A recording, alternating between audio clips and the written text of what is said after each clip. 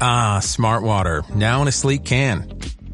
This feels cool, literally. Perfect for social gatherings and on the go. Should I start wearing turtlenecks? One sip at a time, friend. Smart Water cans, for those with a taste for taste. Get yours today. This episode is brought to you by Temptations Cat Treats. Your cat will come running for the perfectly irresistible Temptations Creamy Puree and Temptations Lickable Spoon Cat Treats. The best time to feed lickable cat treats to your cat is anytime. Feed by hand for a playful moment, in a bowl for a creamy treat, or as a topper to make mealtime fun. Visit TemptationsTreats.com to learn more. The Roger Stone Show. Entertaining and informative on the Red Apple Podcast Network. Welcome back. For those who don't know, I am a longtime veteran of New Jersey politics. I handled the Garden State in President Ronald Reagan's 1980 campaign, which he carried the state over Jimmy Carter. He also swept the delegates in New Jersey, much to the surprise of the Country Club Republican Bush wing of the party. I also worked there in 1978 to help Jeff Bell topple U.S. Senator Clifford Case in the Republican primary, only to, unfortunately, then lose the seat to Bill Bradley. In 1981, I was the chief strategist for Tom Kean, one of the greatest governors in New Jersey history, who won his uphill race in 1981 by 1,209 votes out of over 2 million cast. One of the most letter-perfect campaigns and a shot in the arm for the newly elected Reagan administration. Now, of course, New Jersey is one of two states that has its governorship on the ballot this coming November. Traditionally, how the party in power, the party in the White House is doing, how a new president is doing, is sometimes read by the results of these two bellwether elections. Here to talk about the election in New Jersey, our friend Mike Crispi. He is the host of Mike Crispi Unafraid on Rumble. Also has a late night show also now on Real America's Voice. Mike, welcome to the Roger Stone Show. Roger, always a pleasure. Great to be with you. So we have an upcoming Republican primary. It seems to be increasingly raucous. Everybody, of course, trying to lay claim to being a Trump Republican. Trump is more popular in the Republican Party, not just the New Jersey Republican Party, but the Republican Party nationally than any president in my lifetime. That includes the incredibly popular Ronald Reagan. And the Trump imprimatur, or the perception of it, is very telling in a primary. But if there is a MAGA candidate, if there is a true Trump loyalist candidate in this race for governor, Mike, who is it? Oh, Roger, it's a very fascinating primary. There are multiple candidates in this race. And, you know, there was a time where I was considering running myself because it was abundantly clear that there was no clear, true MAGA candidate. You know, Bill Spadea is trying to self-style himself in that image, but that's not true. He's somebody who endorsed Ron DeSantis in 2024, and after January 6th, called for President Trump to step down and resign, which is lunacy. So he's out. He's been trying to get the mantle. Jack Ciattarelli is in the race. He's never been a diehard MAGA candidate. And then John Bramnick, another candidate, has been actively against Trump the whole time. So the other candidate in the race, Mario Kranjak, North Jersey mayor of Englewood Cliffs, he is the truest MAGA candidate in the race, and people are wondering if he has enough time. He got into the race pretty late. He got in only a couple of months ago, so it's going to be a matter to see if he can, you know, mount the campaign to be competitive, but he's coming in late because there was no other true MAGA candidate in this race. It's definitely not Bill Spadea. So New Jersey has public finance for its candidates and a matching fund program, but it also doesn't have something that it traditionally has had. That's a phenomenon known as the line. Now, this is a little tough to explain to people outside of politics, but basically it was the ability of the party bosses to give their candidates superior positioning on the ballot when you go into the voting place or when you get your ballot. And the official endorsed candidate of a given Republican county committee was traditionally thought to have a huge leg up. Now, candidates have won off the line. 1981, one of the first things I did was to reach a negotiation with Brendan Byrne and the Democrats to do away with the line. Otherwise, Tom Kean, frankly, would never have been governor. The party bosses were going with Pat Kramer, the mayor of Patterson, who was their favorite. And of course, some counties at that point, like Morris, didn't have a line. Now, the courts have struck down the line, the superior ballot position for both Republicans and Democrats. And I think this is, generally speaking, a giant boost to insurgent MAGA America First candidates who are, unfortunately, rarely the candidate of the Chris Christie-dominated Republican establishment in New Jersey. 100%, Roger. And, we've had a crazy system, again, totally different than every other state in the union, where somebody wants to run for office isn't making an appeal in their primary to the voters. They're making their appeal to a small insider party boss crew and their county committee people that influence where they are on the ballot. So there were candidates in this race, Bill Spady is an example of it, who are paying hundreds of thousands of dollars to certain county party chairmen to try to buy the line. As you pointed out, the federal court struck that down in the middle of this race as a result of the 2024 election when it was originally challenged in court. So this is going to be the first primary in Republican politics in New Jersey since you were part of the last one that didn't have the line. First one in many, many years that will not have it. It's going to be very interesting to see how that shakes out with the voters. I think it's going to be very fascinating, Roger. And then for years to come, New Jersey politics, they say, will never be the same. It is interesting that you have these county conventions, county endorsement conventions. We didn't have those until 1981. Basically, in all honesty, strategically, I invented them because Tom Kean had run for governor in 1977, come in second in the Republican primary to State Senator Ray Bateman, had also run for Congress in 1974, losing the Republican primary to Millicent Fenwick. So although I thought Tom Kean was a strong potential candidate, he needed to win something to shake that loser reputation. This is kind of like Richard Nixon winning the New Hampshire primary in 1968 and then running the table on all subsequent primaries to dispel his reputation as a loser after losing by a whisker to John Kennedy and then losing the governorship of California.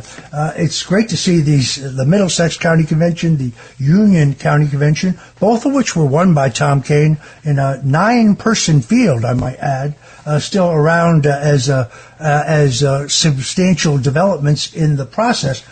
Mike, I want to talk about the Democrat side, but before we get there, there are rumors in Washington going around that former Senator Bob Menendez is quietly seeking a pardon from President Donald Trump. Now, I know and I like the interim U.S. Attorney Alina Habba in Newark, a very able lady. I cannot believe that she would support such a thing. It's important to note that Menendez was not just charged with corruption, with accepting gold bars as a bribe, but he was charged with sharing sensitive, non-public information about the number and nationalities of our security personnel serving at the U.S. Embassy in Cairo, which was shared with Egyptian officials.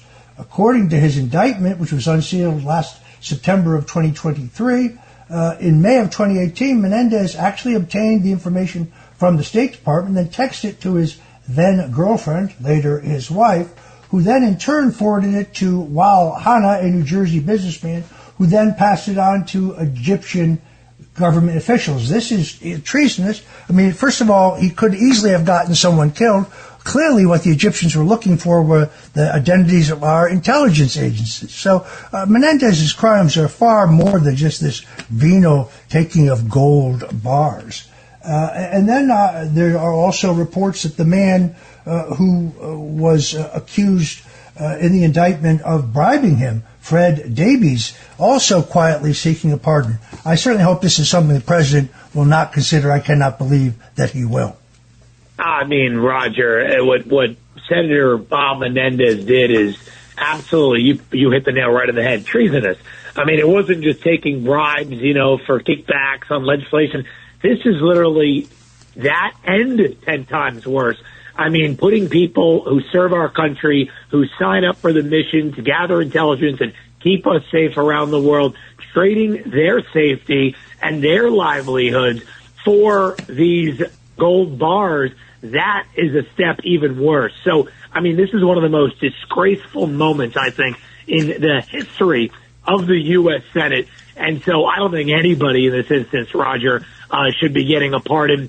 And I have a feeling that, both Alina Habba, who's doing a bang-up job right now, maintaining law and order in the state, I have a feeling that her, President Trump, everybody involved is not going to allow Menendez or anybody involved in Menendez's ilk to get any type of pardon. I think that that's not going to happen at all. I think that is fake news completely. Yeah, I agree, but I have to report the rumor because, we tell you what we hear here on the ground. In the meantime, I noticed that Congressman Menendez's son, Senator Menendez's son, who is a congressman, one of the last products of the line, I might add, it was among those members of Congress storming the ICE facility in Newark, which seems to have turbocharged the Democrat gubernatorial prospects of Newark Mayor Ross Baccara.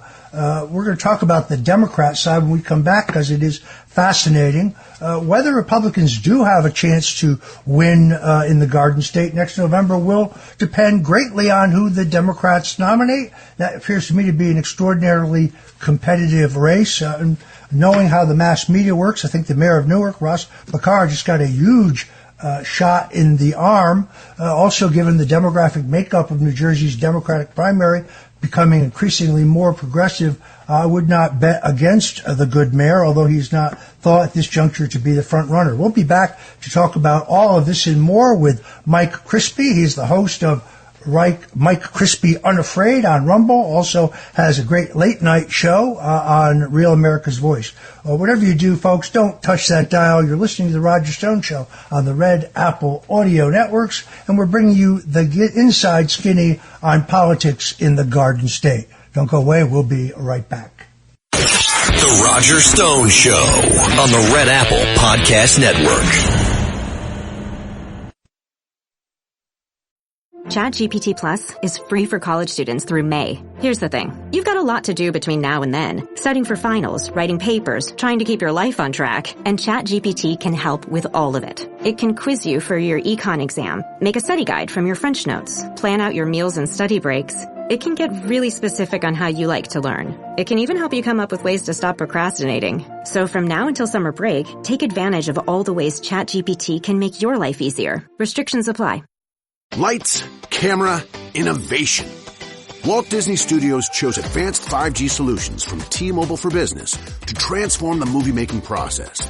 Together, we kept a remote production hub in Hawaii in sync with a team in California to bring Lilo and Stitch to theaters this summer. This is picture-perfect collaboration. This is Walt Disney Studios with T-Mobile for Business. Take your business further at T-Mobile.com/now. This episode is brought to you by Principles.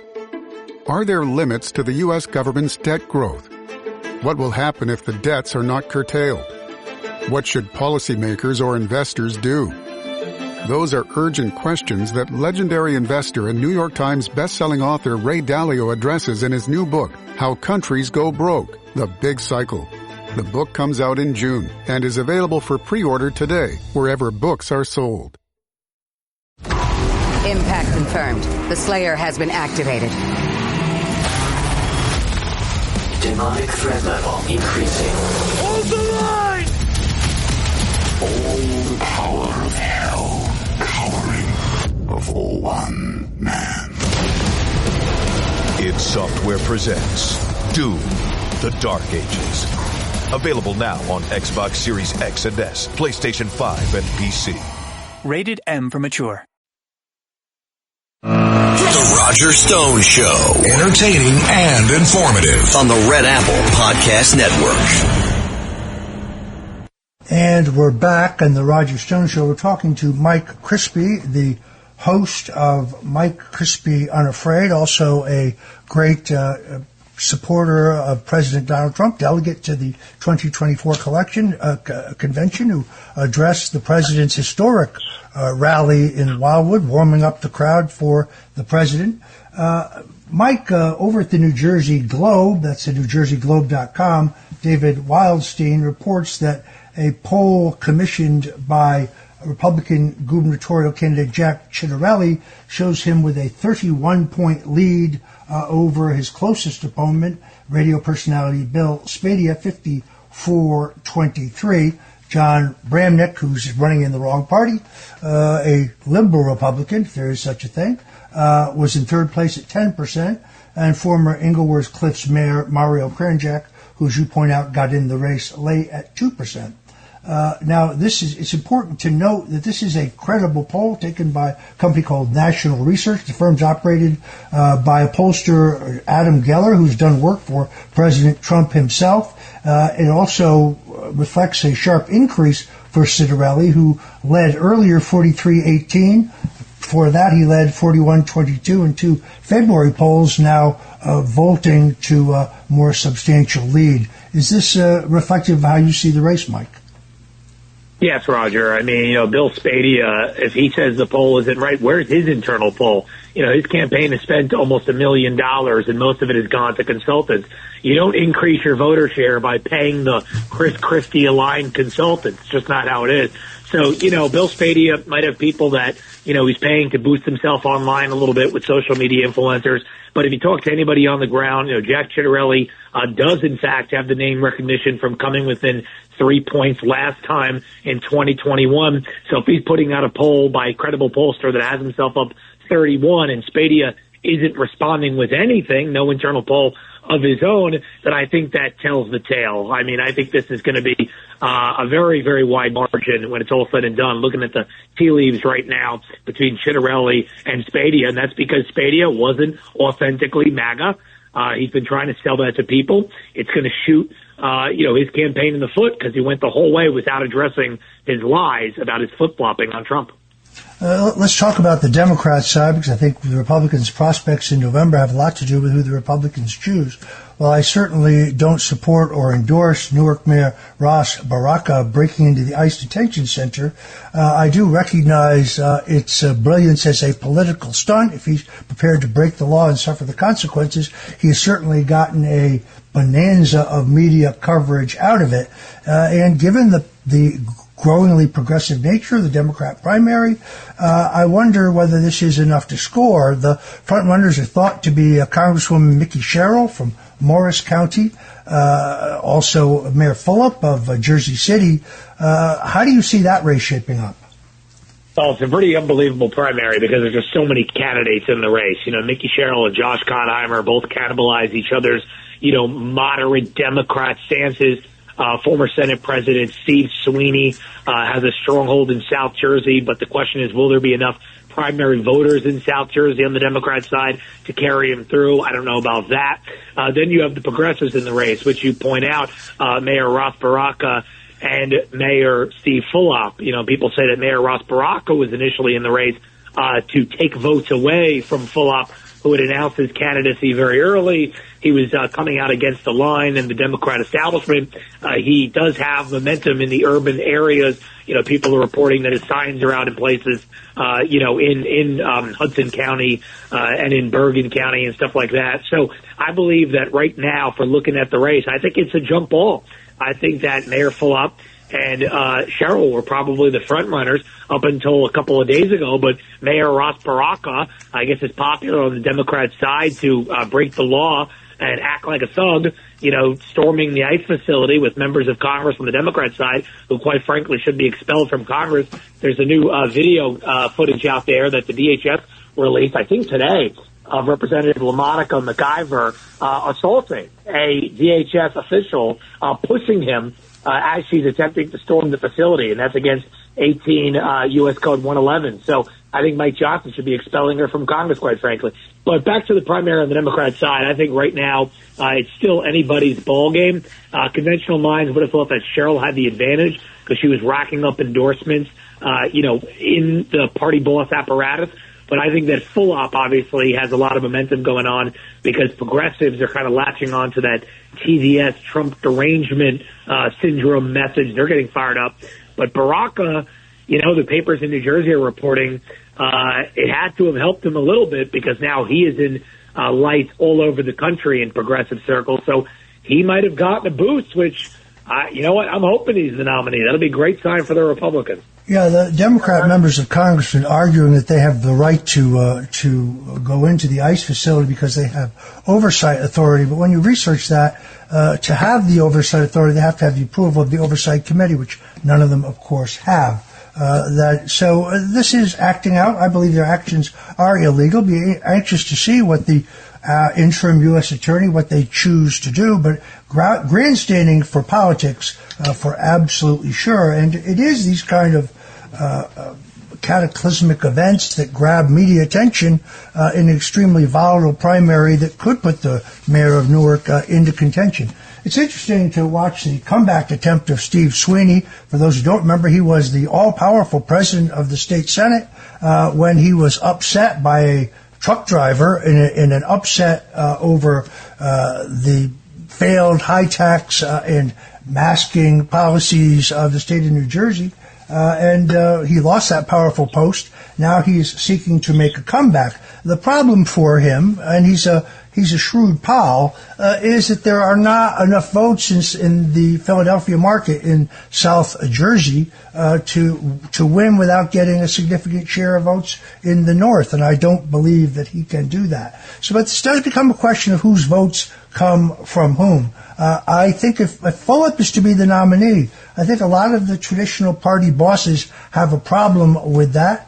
And I think it would boost the chances of the Republican nominee, who I believe will most likely be Ciccarelli, who ran a surprisingly strong race last time, but I think that was, frankly, because members of the governor's staff blurted out that they would reinstate these harsh mandates surrounding the COVID-19 pandemic. Anyway, we are out of time. I want to thank our guest, Mike Crispi. You can check him out over at Rumble. Also, where can we find you online, Mike? Well, you guys can watch on our Real America's Voice TV, which is online and on your televisions, 8 o'clock p.m. on Saturday nights, Last Call with Mike Crispi. And you can follow me at Mike Crispi on X. Thanks for having me on, Roger. Great to be with you, Mike. All right, thank you very much, and happy Mother's Day to all the mothers out there. And for those who still have your mothers, cherish your mother. Cherish every minute with your mother, every second of their time with them on earth. God bless you. And for those who, like me, who are missing their mothers, God bless our mothers. They call me a mother sometimes, but I don't think that's what they mean. The Roger Stone Show on the Red Apple Podcast Network.